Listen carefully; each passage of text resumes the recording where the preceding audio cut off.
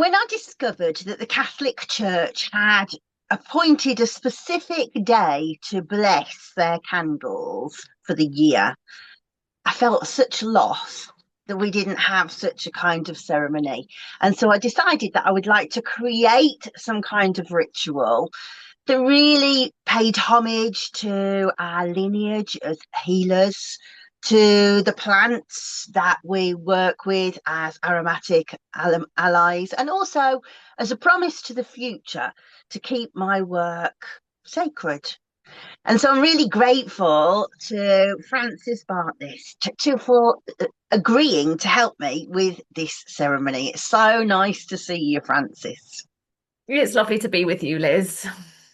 So what I wanted to know was the very first transmission of this information was from me to you to say, this is what I want to do.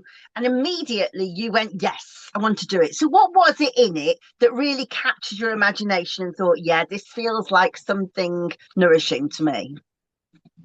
I think it's about creating sacred spaces and being together.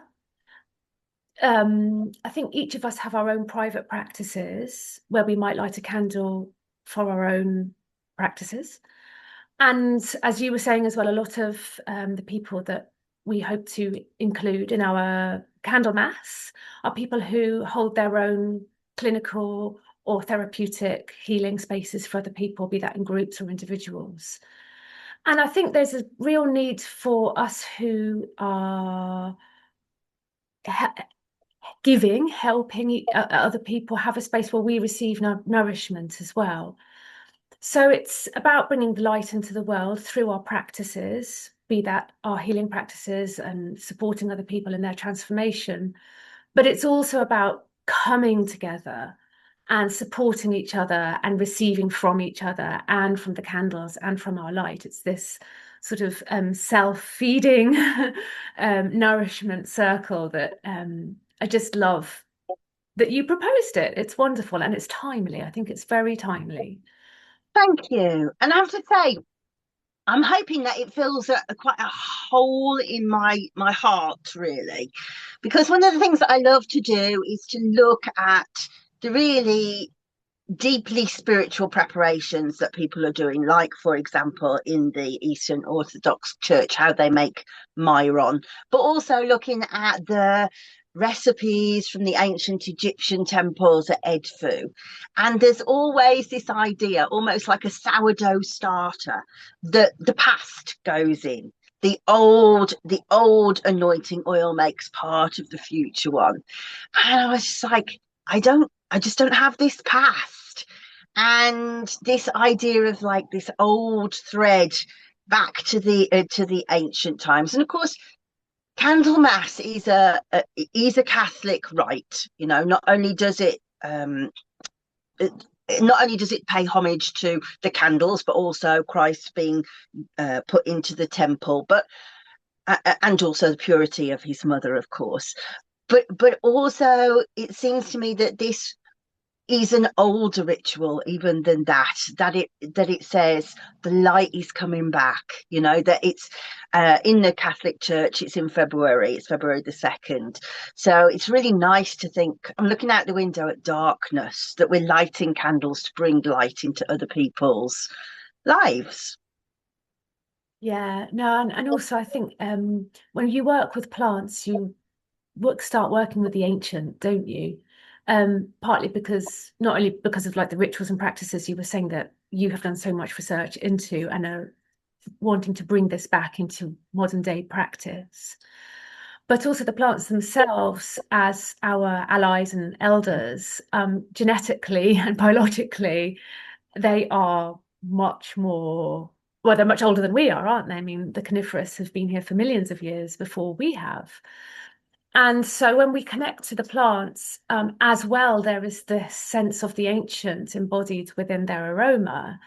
And I always think of the caves, and when we were in the caves, lighting the candle or lighting the fire was an essential part of being together, um, going into the deepest sections of the caves and holding ritual there. Um, yeah, it's incredibly mysterious. We don't understand why they did that. It was may have been something to do with death, but it may have been something to to do with life, to do with this time of year, to do with being together. All of these mystic and sacred moments that have lost uh, in the mist of time, literally have been sort of eaten away, their meaning, to try and find out, well, what does it mean to light a candle in February near Imbolc? Um, what does it mean to come back to candle lighting as a sacred symbolic light, doing it together um, as healers? Yeah, and I watched the ceremony when they made the anointing oil of the king. And they had all of these priests singing over it. And when you look at the temple at Edfu, it says the same thing, that the priests chant over it together. And there's like this collective notion of all of our feelings, all of our holiness going into this. And for me, I tried to think so many different ways of, well, how could I do this? I really want to make these preparations, but I can't ask people to keep turning up every time I want to like grind a bit of frankincense or whatever. And so to build this kind of collective feeling of we heal together, I just think it would be beautiful to just on one occasion to come together and say, all of us cast our light into that one candle so that each healer can take it away to their practice, and then maybe even say to their clients, yeah, I'm going to light this candle, and it's really quite a special candle, and this is what I did with it. I blessed it with all of these other healers who really have poured into their desire that you get better. I think it's just an extraordinary thing. We do learn together, but we don't necessarily blend together, and it's hard to do that, I think, on a day-to-day practice. But I think what the church did is very clever, to be able to say, yes, but we have days where we do these things for each of their different tools, and that is something that perhaps we could build. Yeah, no, the medieval church used symbols and objects in a way. Um, so I did some work on this about the power of the object in medieval Europe and creating constellations and atmospheres between the bodies and the objects. And in the end, you don't quite know who is looking at who, if we're looking at the candles or the candles are looking at us. They also used cloths, sacred golden blankets and things like this, and procession, all of these different ritualistic tools, objects, they used to incredible power in as much that they created powerful ritual. And they became very good at it. So good that we still use a lot of the rituals from from the medieval church in our church today. And I think the fact that so many the church or structured religion is becoming less attractive perhaps for so many people. Or let's put it in another way, we would like to include people of all faiths, all practicing religious faiths, and those who perhaps don't align with one particular religion, and to create a space where we all want to bring light to the world, and that means what it means individually, but using these amazing symbolic gestures, we do create an atmosphere and we do create a constellation between each other and with our candles that actually has meaning. It is meaningful. And that's really, really, it's sacred, it's beautiful. And we can't wait to share it with you. Exactly right. And yeah, I am excited because I know when I was started to do the Melissa work, I had this imagination that these bee priestesses had this like really sacred, well, no, like hidden occult meaning to life, that it was completely different to everybody else's. But then what I came to find was, well, no, purely it was a series of little practices that just orientated the way that they saw things. And so that must be the case with any kind of priestess, that they find a way to access the numinous through the sacred.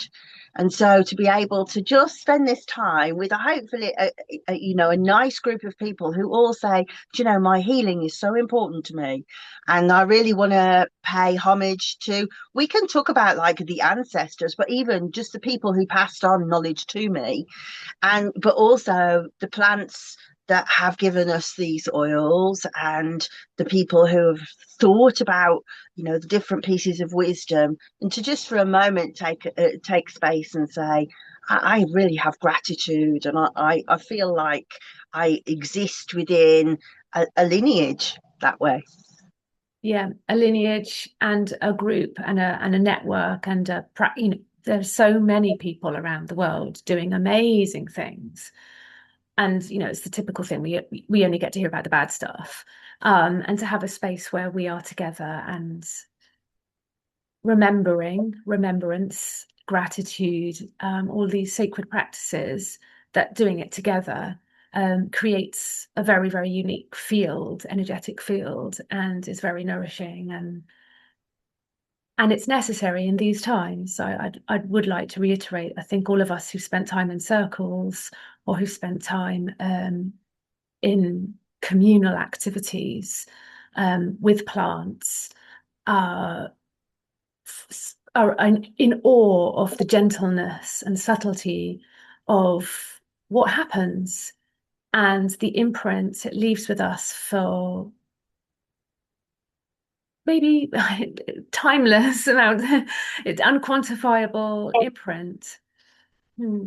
So yeah. Yeah, yeah, I think that's right. I mean, in the old days, they called it epochteo witnessing, when you witness the difference. And I think your reason for saying things that are of this time are absolutely salient. But I also think in a time where AI tells us what we should think, I think there's something rather extraordinary in being able to feel it for ourselves. And so, yeah, as you say, I think it was really important the point that you made, that even though it was inspired by the Catholic Church, this is a multi-faith exercise. If anything, to say, all experience of plant life is welcome and legitimate. And we'll say a few little prayers, sing a couple of songs, hopefully have a couple of giggles, short amount of time together. And so, tell me if I've got this right, Francis. 8th of February is a Sunday night, and that would be 7 p.m. UK time. And so I'm going to put the link in the description for people so that you can buy a ticket. We're going to charge 15 UK pounds to pay for obviously our time, but also to make this part of a credible practice that stands alongside. We pay to go to conferences and all of that thing, so to make it a legitimate practice from that point of view too. Is there anything else that you would like to add to that, Francis? You're all basically, the idea is for everyone to feel extremely welcome. There's a place for everyone. Bring a candle, bring a notebook, bring some comfortable clothes. It will be a very respectful and very peaceful environment, and we are bringing light into the world and acknowledging each other's lights that we all have received and that shine from each of us. So yeah. Exactly. One mistake there. 2 candles. If you can bring 2 candles, that would be great. Thank you, Liz. Yes. Just to show that we have done some work already. So I hope that we see you. If you do feel that you would like to make precious candles to do this with, the next video shows you how I make ceremonial candles from beeswax. Very, very simple. Might be something that you would like to do. In the meantime, we will see you February the 8th.